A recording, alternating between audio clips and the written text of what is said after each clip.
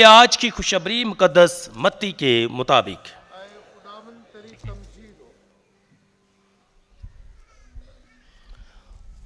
उसके 21वें बाब में से।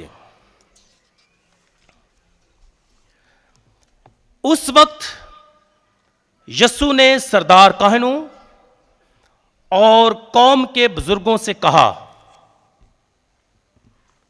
एक और तमसील सुनो। एक माल के मकान था जिसने ताकिस्तान लगाया और उसके चगिर्द अखाता गिरा और उसमें कोलू गाड़ा और बुर्ज बनाया और उसे अजारादारों को अजारा पर देकर किसी और मुल्क में चला गया। और जब फल का मौसम करीब आया तो उसने अपने नौकरों को अजारादारों के पास भेजा कि इसका फल लें। मगर अजारादारों ने उसके नौकरों को पकड़कर किसी को पीटा और किसी को मार डाला और किसी को संसार किया। फिर उसने और नौकरों को भेजा जो पहलों से ज्यादा थे। उन्होंने उनके साथ भी उसी तरह किया। आहर उसने अपने बेटे को उनके पास ये सोचकर भेजा कि वो मेरे बेटे की तो इज्जत करेंगे।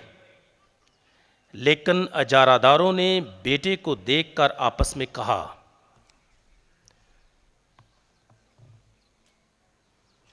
कि वारिस यही है, आओ इसे कत्ल कर दें और इसकी मिरास ले लें। और उसे पकड़कर ताकिस्तान से बाहर निकाला और कत्ल कर दिया। बस जब ताकिस्तान का मालिक आएगा तो उन अजारादारों के साथ क्या करेगा? उन्होंने से कहा कि वो उन बुरों को बुरी तरह से हलाक कर देगा और पाकिस्तान का अजारा और अजारादारों को देगा जो उसे मौसम पर फल अदा करें। यीशु ने उनसे कहा, क्या तुमने नविश्तों में कभी नहीं पढ़ा कि जो पत्थर मेमारों ने रद्द किया वही कोने का सिरा हो गया? यह खुदावंद की तरफ से हुआ है और हमारी निगाहों में तवज्जुब अंगेज है। इसलिए मैं तुमसे कहता हूं कि खुदा की बादशाही तुमसे ले ली जाएगी और एक कौम को दे दी जाएगी जो इसके फल अदा करें। और जब सरदार काहनों और फरीसियों ने उसकी तमसीलें सुनी तो सब समझ गए कि वो हमारे ही हक में कहता है, और उन्होंने उसे पकड़ने की कोशिश की, मगर अवाम से डरते थे क्योंकि वो उसे नबी मानते थे। अंजील पाक के वसीले से हमारी खताएं मुआफ की जाएं। खुदा की बादशाही तुमसे ले ली जाएगी और एक कौम को दे दी जाएगी जो उसके फल अदा करें।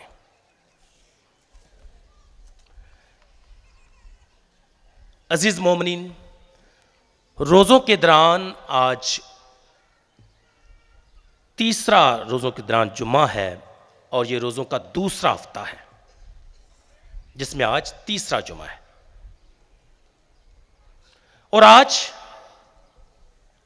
हम खुदा के कलाम से बेईमान या बददियानत, अजारादार या सादा लफ्ज़ों में ठेकेदार जो है उसकी तमसील पर गौर करते हैं।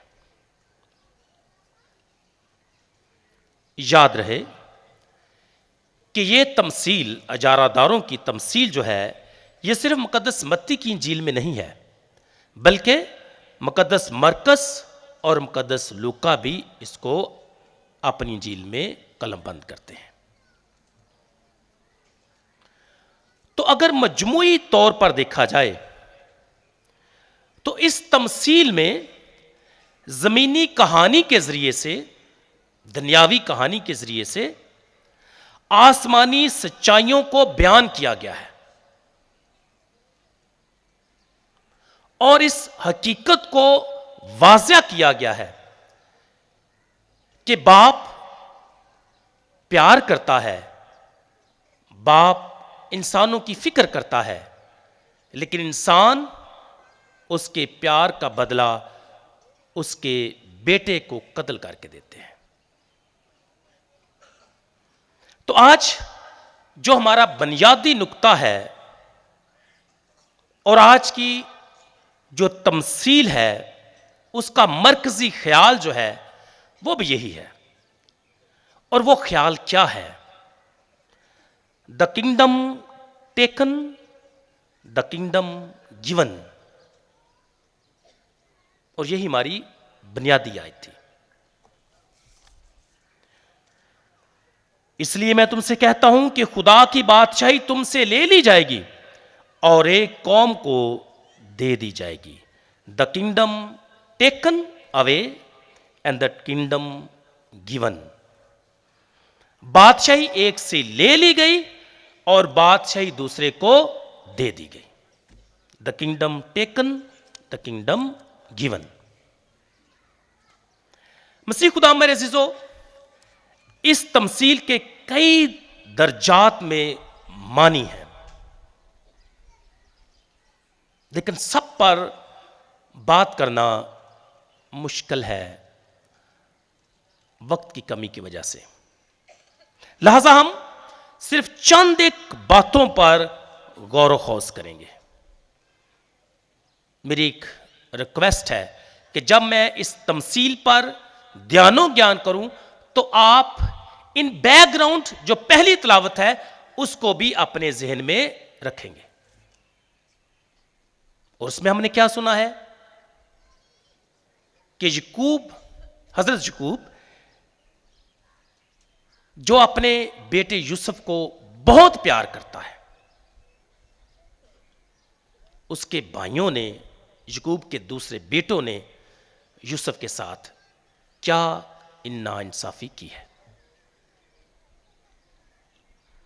मैं और फादल मास आपस में जब इस कलाम पर ध्यानो ज्ञान कर रहे थे तो हमने एक बड़ा फ़र्क जो है वो देखा, और फ़र्क अंदाज जो कलाम लिखने वाले हैं उनका, कि वहाँ जब बेटे की बात की गई तो वहाँ प्यारा बेटा जो है वो लफ्ज़ इस्तेमाल हुआ है। लेकिन जब आज मुक़द्दस मत्ती लिखता है, क्योंकि ये तमसील है, तो उसमें वो प्यारा लफ्ज़ जो है वो कलमबंद नहीं करता, लेकिन है प्यारा। हजरत यकूब के लिए भी यूसुफ क्या था? प्यारा था। सारे बेटे उसके ही थे, लेकिन एक को वो क्या करता था? बेहद प्यार करता था, और वो हजरत यूसुफ है। और इसी तरह खुदा हम सबको प्यार करता है, लेकिन उसका अकलौता और प्यारा बेटा कौन है? वो हमारा खुदावंद है, जिसका नाम यस्सु है। तो आपने इस तनाज़र में इस तमसील को समझना है, हम उस पर ज्यादा बात नहीं करेंगे। तो मैंने कहा कि हमारा बुनियादी नुक्ता है the kingdom taken, the kingdom given. तमसील का आगाज एक बड़े खूबसूरत जुमले से, चंद एक अल्फाज से होता है, और वो अल्फाज क्या है? एक माल के मकान था।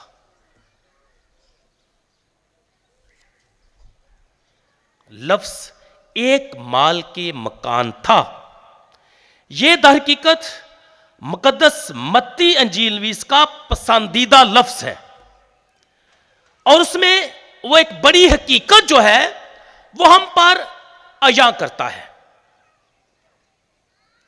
और वो हकीकत क्या है कि एक माल के मकान था, मतलब अभी वो मौजूद नहीं है, अभी वो क्या है? गैर हाजिर है। एक माल के मकान था, अभी नहीं है, वो कहीं चला गया, और उसकी तफसील जो है वो हम आगे देखते हैं। जब माल के मकान चला गया, लेकिन उससे पहले उसने किया क्या? उसने ताकिस्तान लगाया।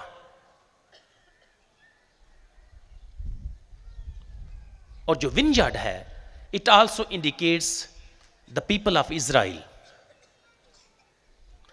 उसने बड़ी मेहनत की। लिखा है कि माल के मकान था जिसने ताकिस्तान लगाया और उसके चौगिर्द खाता गेड़ा, महफूज किया, उसको कोलू गाड़ा, बुर्ज बनाया, सारी तैयारी की और अजारादारों को अजारा पर देकर किसी दूर मुल्क में चला गया। अब ये दोनों लफ्ज चला गया और एक माल के मकान था, इसमें बड़ा कॉम्बिनेशन है। तो गाज जो है एक ऐसे मालिक होता है जो अपनी जिम्मेदारी को पूरा करके और बड़ा भरोसा करके अपना पाकिस्तान अजारादारों को देकर चला जाता है। इसमें उसका भरोसा बहुत काउंट करता है। अब मुक़द्दस मत्ती आगे लिखता है कि जब फल का मौसम करीब आया, जब फल का वक्त करीब आया, तो इस छोटे से जुमले में वो दरहकीकत कहना क्या चाहता है कि जब फल का मौसम करीब आया मीन्स कि खुदा की बादशाही अनकरीब है और वो उसके आने की तरफ फौरी इशारा करता है कि इस कमिंग सून, जल्द आने वाली है, बल्कि तुम्हारे दरमियान है। जब फल का मौसम करीब आया, तो यहां से इस तमसील को आगे समझना बड़ा आसान है। जब फल का मौसम करीब आया तो मालिक क्या करता है? मालिक फल वसूल करने के लिए नौकरों को अजारादारों के पास भेज देता है। इन शॉर्ट, अजारादार नौकरों के साथ बुरा सलूक करते हैं और लिखा है कि वो किसी को पीटते हैं, किसी को मारते हैं और किसी को संसार कर देते हैं। अजारादारों का ये अमल बुराई और लालच को बयान करता है। वंस अगेन आई इनवाइट, क्या पहली तलावत पर गौर करें। लालच और बुराई, भाइयों ने लालच भी किया और बुराई भी की और अपने भाई के साथ नाइंसाफी की। तो अजारादारों का जो अमल या रवैया जो है, यह बुराई और लालच को बयान करता है और यह एक हमाकत भी है। हाउ? क्योंकि जब वो ऐसा करेंगे तो क्या मालिक खुश होगा? क्या मालिक उनको शाबाश देगा? उनके ऐसे अमल से मालिक गजबनाक होगा, गुस्सा करेगा, नाराज होगा और उनको सजा देगा। और यह हकीकत है कि अगर पाकिस्तान के मालिक के नौकरों को अजारादारों ने मारा, पीटा, संसार किया, तो यकीनी तौर पर यह बात तय है कि वो उसके अजाब, गुस्से, सजा से बच नहीं सकते। और क्या ऐसा हुआ? क्या ऐसा हुआ? नहीं। स्ट्रेंज, हैरतअंगेज बात है ना।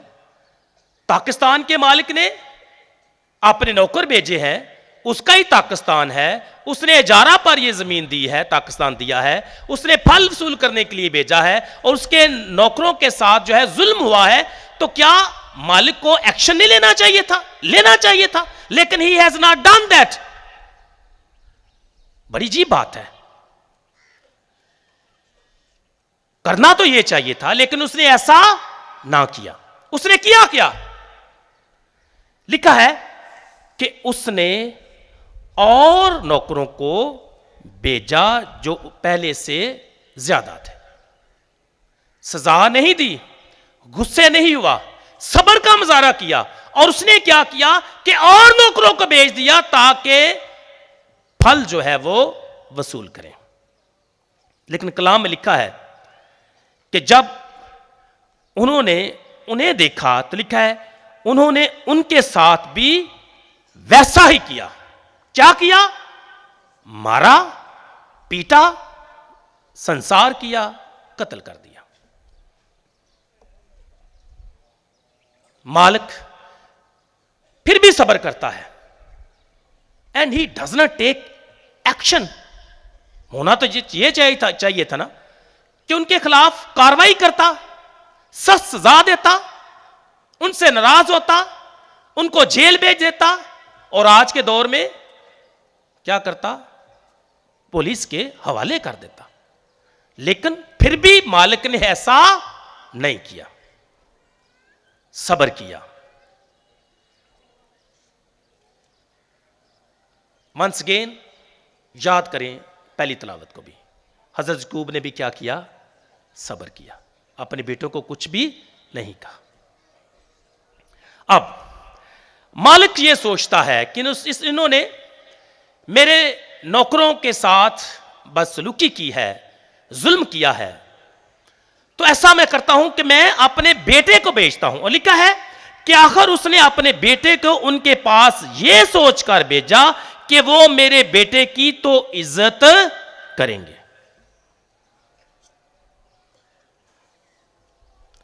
लेकिन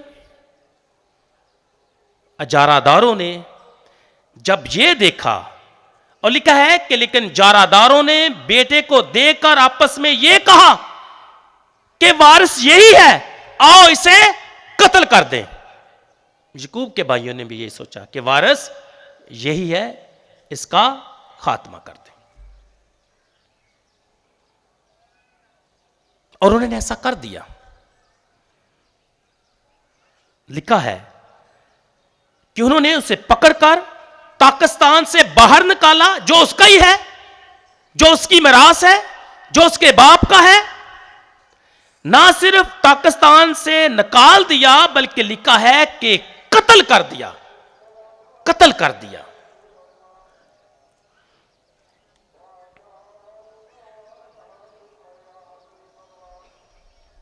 अब मालिक सवाल करता है, लेकिन यह सवाल आज की पाक इंजील में यस्सु सरदार काहिनों और कौम के बुजुर्गों यानी फकीयों और फरीसियों से करता है, जो उसके सामने है। वो कहते हैं कि जब तुम सब कुछ देखते हो तो मुझे बताओ, बस जब पाकिस्तान का मालिक आएगा तो उन अजारादारों के साथ क्या करेगा? उन्होंने कहा कि उन बुरों को बुरी तरह से हलाक कर देगा और पाकिस्तान का अजारा और अजारादारों को दे देगा, जो उसे मौसम पर फल अदा करें। What will the owner do? वो उनके साथ क्या करेगा, या ऐसे शख्स के साथ क्या होना चाहिए? और मैं आपको दावत देता हूं कि आप दूसरा सामुएल उसका 11वां बाब पढ़ें। उसमें दाऊद बादशाह की कहानी जो है वो आपको पढ़ने को मिलेगी, और पूरी जो तमसील नतान नबी हजरत दाऊद के सामने रखता है वो आज मैं बयान नहीं करना चाहता, लेकिन आपको थोड़े से इंडिकेशंस देता हूं कि उसमें हुआ क्या। जब दाऊद बादशाह ने औरिया हित्ती की बीवी को लिया, गुनाह किया, खुदा को नाराज किया, तो फिर नतान नबी हजरत दाऊद के पास जाता है और उसको एक तमसील सुनाता है। और वो तमसील क्या है कि एक दौलतमंद शख्स है और एक कंगाल है। दौलतमंद के पास बेशुमार भेड़ें हैं और कंगाल के पास क्या है? एक छोटी भेड़ है। और दौलतमंद क्या करता है? जब ज़ियाफत करता है तो वो किसको ज़िबा करता है? अपने जानवरों में से किसी को या किसी और को? किसी उस कंगाल की एक ही भेड़ जो छोटी सी है उसको क्या करता है? ज़िबा करता है, ताकि अपने मेहमानों के लिए ज़ियाफत करे। अब जब यह सवाल आज किया जाता है कि क्या उन इजारादारों के साथ क्या होना चाहिए, सवाल आज की पाक इंजील में उठाया गया है। बस पाकिस्तान का मालिक आएगा तो उन इजारादारों के साथ क्या करेगा जिन्होंने जुल्म किया। अब उस कहानी में भी नतान नबी जो है वो दाऊद से सवाल करता है तमसील के जरिए से कि अब जो शख्स ऐसा करे, दाऊद से सवाल किया जाता है कि ऐसे शख्स के साथ क्या किया जाना चाहिए। लिखा है कि दाऊद बादशाह गजबनाक हुआ और उसने कहा, जिंदा खुदा की कसम, जिस आदमी ने यह किया वो मौत का सजावार है। और नतान नबी ने कहा कि वो आदमी कौन है? तू ही है। वो आदमी तू ही है। तूने ही ये जुल्म किया है, तूने ही ये कत्ल किया है, तूने ही ये नाइंसाफी की है। और दाऊद नबी तौबा करता है, खुदा से माफी मांगता है, खुदा की तरफ रजू करता है। द सेम क्वेश्चन आज हम पाक अंजील में देखते हैं कि यीशु कहता है कि इजारादारों ने ये सब कुछ किया, जुल्म किया, ज्यादती की है, कत्ल किया है, संसार किया है, अब इनके साथ क्या किया जाना चाहिए। और फकीह और फरीसी और सरदार काहिन सेम ही बात करते हैं। उन्होंने कहा कि वो उन बुरों को बुरी तरह से हलाक कर देगा। जवाब एक जैसा ही है, उन बुरों को क्या करेगा? बुरी तरह हलाक कर देगा। और हजरत दाऊद भी कहता है कि जिंदा खुदा की कसम, जिस आदमी ने यह किया वो मौत का सजावार है, हलाक हो जाए। अब मैंने कहा कि दाऊद बादशाह ने जब सुना तो तौबा की, रुजू लाया, बच गया। जबकि आज की पाक अंजील में और आज की तमसील में हमने देखा है कि फकीहों और फरीसियों ने भी अपनी सजा खुद तजवीज की कि इन बुरों को क्या करना चाहिए? हलाक कर देना चाहिए।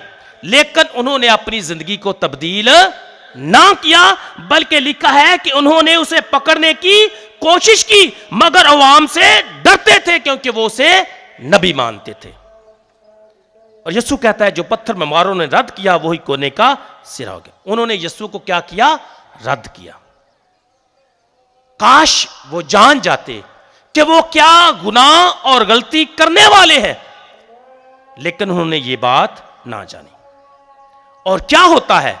हम इसी तरफ बढ़ रहे हैं, हम कलवरी के पहाड़ की तरफ बढ़ रहे हैं, हम पाक हफ्ते की तरफ बढ़ रहे हैं। और क्या होता है कि इन्होंने खुदा के प्यारे बेटे हमारे खुदावंद को क्या कर दिया? कत्ल कर दिया, मार डाला। सवाल था कि जिन्होंने ऐसा किया, पहली तलावत में जिन्होंने नाइंसाफी की, दाऊद नबी के वाक़े में जिसने नाइंसाफी की, और आज की पाक अंजील में जिन्होंने नाइंसाफी की, उनकी सजा क्या है? मौत है। और उन्होंने ये सजा खुद तजवीज की है।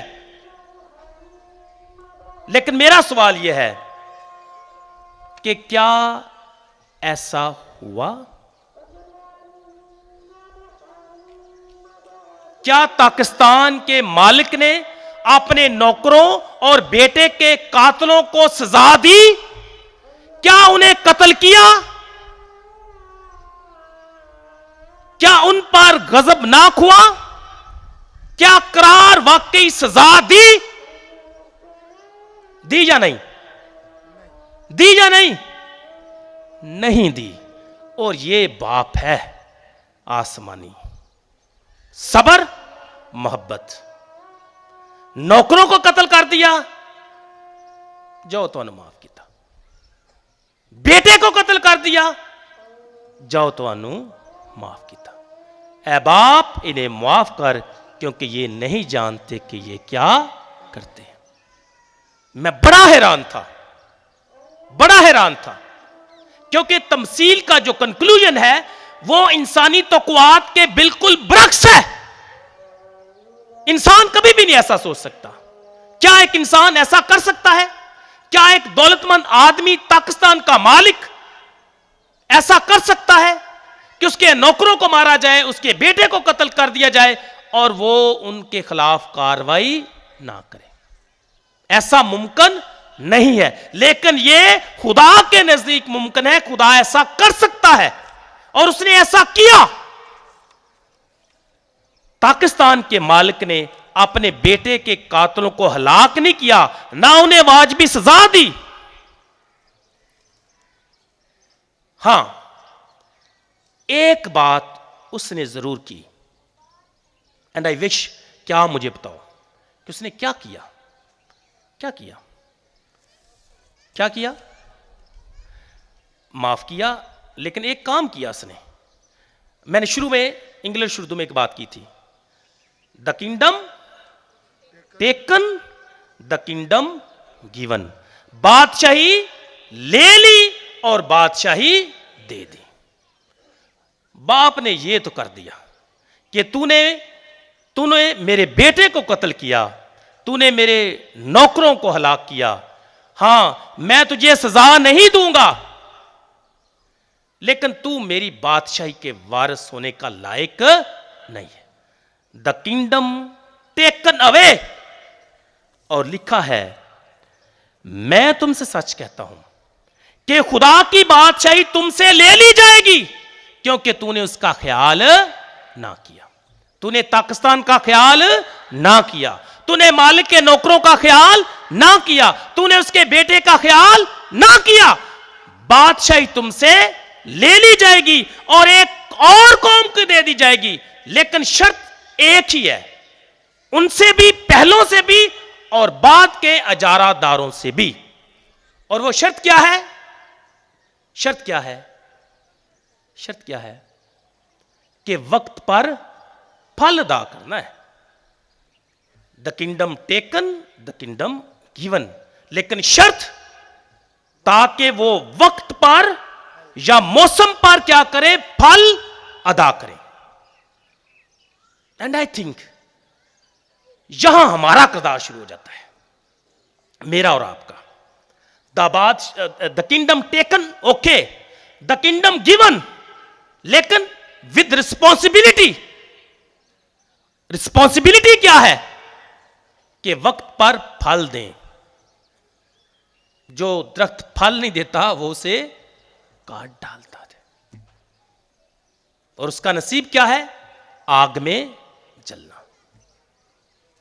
और मसीह में मेरे अज़ीज़ों, मैं समझता हूं कि आज जब हम इस खूबसूरत तमसील पर ध्यानो ज्ञान करते हैं, तो यकीनी तौर पर हमारे सामने पहली बात जो आती है, और आज इस पर मैं बड़ा गौर कर रहा था, कि हज़रत दाऊद ने हां जरूर बड़ा गुनाह किया, लेकिन जब उसको इंडिकेट किया गया कि वो आदमी, गुनाहगार आदमी तू ही है, तो उसने तौबा की, खुदा की तरफ रजू लाया। खुदा से मेल कर लो, क्योंकि अब कबूलियत का वक्त है। उसने तौबा की और खुदा ने उसे मुआफ भी कर दिया। मैं किसी की वीडियो देख रहा था और छोटा सा पैगाम था और रियली टच्ड मी। पैगाम क्या था? वो कह रहा था शख्स कि ये अच्छी बात है कि आज दुनिया बड़ी एडवांस हो गई है और स्पेशली मेडिकल फील्ड में बड़ी प्रोग्रेस हुई है, बड़ी तरक्की की गई है, बड़े प्रोफेशनल डॉक्टर्स हैं, बड़ी आला किस्म की मशीनें हैं। शायद इंसान के पास, जो डॉक्टर्स हैं स्पेशली, उनके पास हर बीमारी का इलाज है, लेकिन उनके पास एक बीमारी का इलाज नहीं, और वो है गुनाह। वो सारी बीमारियों का इलाज कर देंगे, लेकिन उनसे यह मुमकिन नहीं कि वो बीमारी, जो गुनाह की बीमारी है, उसका भी इलाज करें। इसका इलाज किसके पास है? हमारे खुदावंद के पास है। और उसकी दुआई क्या है? उसका पाक खून है। जिससे हमारे गुनाह पाक साफ किए जाते हैं। उसके कोड़े खाने से हमने शिफा पाई। हमारे गुनाह उसके खून से धुल जाते हैं। और दैट रियली टच्ड मी। मैंने कहा बड़े डॉक्टरों को जाइदा है, सारियां दवाइयां मिल जांदियां ने, लेकिन ए दवाई किसी डॉक्टर को नहीं। ये सिर्फ यसू के पास है। वो ही निजात दे सकता है, वो ही गुनाह मुआफ कर सकता है, वो ही हमें पाक साफ कर सकता है। और वो मेडिसिन भी उसका पाक खून है। तो it means forgiveness is possible but only with Christ, उसके पाक खून से। पहला। दूसरी बात यह है कि हम में से हर शख्स जिसको बादशाही दे दी गई, हम उनमें काउंट किए जाते हैं। एक कौम को बादशाही देना विच मीन्स कलीसिया। अब हमारा फर्ज क्या है, हमारी जिम्मेदारी क्या है कि वक्त पर, मौसम पर फल अदा करें। और यह याद रखें कि मालिक हम नहीं, मालिक हमारा खुदा है। हम सिर्फ मुख्तार हैं, निगरान है, जवाबदेह है। लेकिन बेशतर औकात इंसान ये बात भूल जाता है कि हम मालिक नहीं बल्कि मुख्तार हैं या गुलाम है। और यही बड़ा गुनाह है। अजीजों, लालच में इंसान मालकियत के फरेब में आ जाता है। मैं दोबारा दोहराऊंगा, यह बड़ा खास हमारे लिए पैगाम है कि लालच में आज का इंसान मालिक होने के फरेब में आ जाता है। वो समझता मैं मालिक हूं, मेरा सब कुछ है। भाई तेरी तो अपनी जो सांस तो लेता वो भी तेरी नहीं है, तेरा सब कुछ कहां से आ गया। लेकिन फरेब, और फरेब किससे? लालच। लालच की वजह से फरेब में आ जाता। फरेब क्या है कि मैं मालिक हूं, मैं सब कुछ हूं, ये मेरा है सब कुछ। हालांकि ऐसा नहीं है।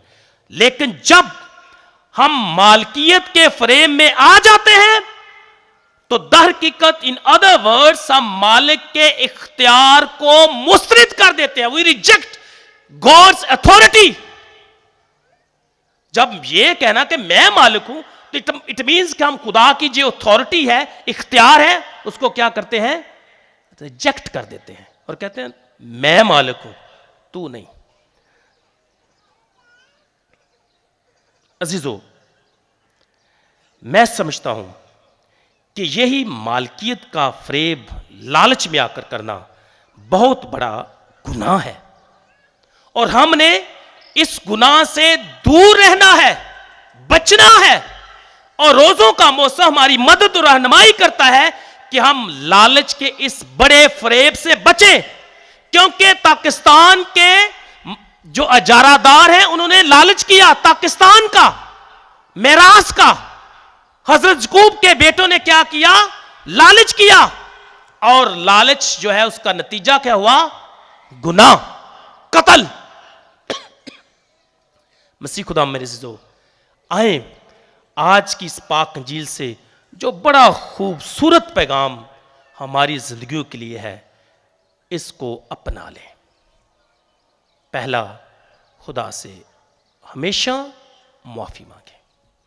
दूसरा, हमेशा इस बात को तस्लीम करें कि मालिक हम नहीं, मालिक खुदा की पाक जात है। मसीह खुदा उनके वसीला से आमीन।